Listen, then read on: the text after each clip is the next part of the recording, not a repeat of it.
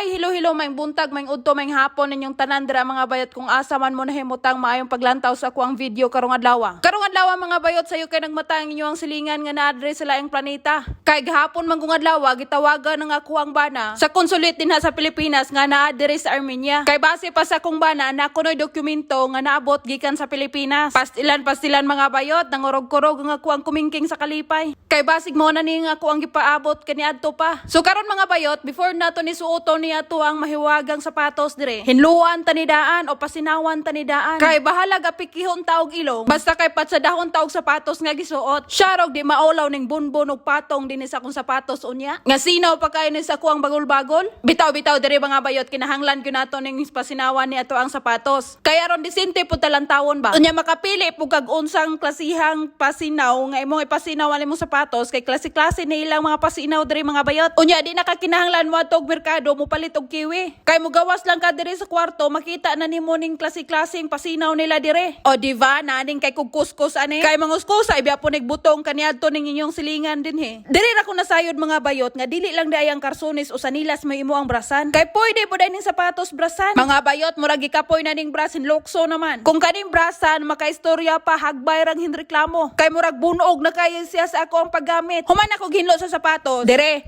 ako na po ning butangan nig pangikog ning ako ang bag. Kay atong niagi mga bayot gigamit na ko ning baga wa na ko butangig pangikog. Kay kanila gying naanad ta kaniadto nga bukag o hapag mo yato ang dadon. Murag kiwara kayo og natay isang bilayan nato nga baga. Pero kanong mga panahon na mga bayot kinahanglan na nato ning gamiton. Kay aron magamit nato ang mga kulamoy unya sa ato ang mga bitbiton. O diba nahuman akong ilis pero sapatos paghihapon na ako akong gipasinaw. Mga bayot wala ko gidugo, wala ko nakaigit pero kinahanglan kog magsapaw-sapaw og suot. Sama aniyo. Nagligings pa ko nga naay pangkawit aning tikon. Unya human sa ligings kinahanglan pa nato nagtauran og karsones. Unya gamidyas pa gyud usa nato isulod aning ato ang sapatos nga sinaw na kayo. Mga bayot mag-uol na gyud ko unya makautot paghihapon ko. Kaya ko ang lapalapa tabo na biya gyud kaayo. So padulong namin sa sakyanan nga amuang sakyan padulong dito sa amuang adtuan mga bayot. Kung i-flex nato atong sapatos, i-flex pud na ako ning ako ang nawong. Unya nagpadayeg pagyud ko aning cellophane nga ako ang gibit-bit-bit. Kaning cellophane na mga bayot dili bulad ang sulod ani. Kung dili wine og chocolate. Kay dadaan nato tong staff dito sa consulate nga gatrabaho. Kay feel na ko atong bayhana nice gyud kaayo. The way siya mo istorya, friendly gyud kaayo siya. So kinahanglan po nato ning palingkuro ning wine dinhi. Kayo nyag matagak ni mabuak na dira ba gyud ni mapuphog sama sa bugas nga natagak. So karong mga orasa diri mga bayot, alas 11 na sa udto.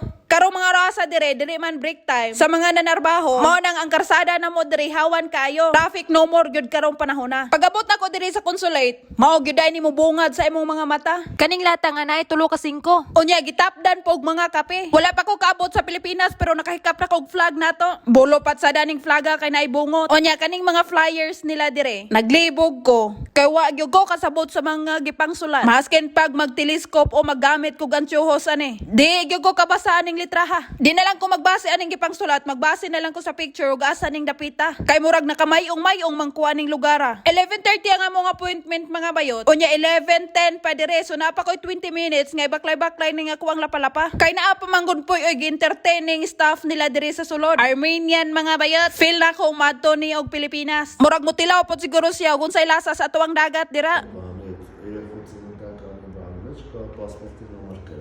O diba mga kulamoy ra inyo ang nakita? Nagistorya silang harot atong bayhana. Perteng paspasa. Unya sa ilang mga inistoryahan, naglibog ug unsay anahon na kog sabot. Kay lalom pa sa ako ang mata ang mga words nga ilang gigamit. So pauli na may mga bayot no? Alas 12 na di ay kapin. Perte na mong dali-dali kay ako ramanggod pong gibilin si Karina. Kay gawa sa natulog pa siya. Perte pug kayong tugnawa karong panahon na. Unya gisubawan na biya pud to siya. Kay kana laging magbuot og unsay suoton. Kami among attire murag mananggiay. Pero si Karina adlaw murag bunyagan or murag kastlon anang iyang mga sanina nga suoton. Si hi sabi. Come here. Hi. So hapit na gyud may musangko aning portahan sa among panimalay mga bayot. Amo na lang gibilin ng sakyanan dito sa kadaplinan. Unsa na dai? What is that tangga? Dai. Oh my god. Yeah. After, look at your hands. Look at your hands. Smell it. Lisa, it's dirty. No dirty? You like that one?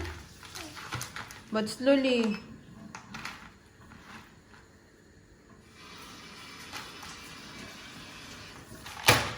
Hala. Mahulog na ron.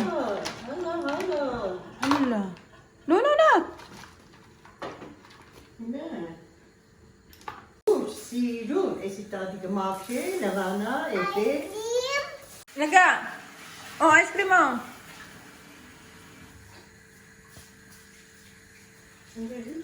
Lavana, kanzur. That's ice cream. No ice cream? Chika. Ha?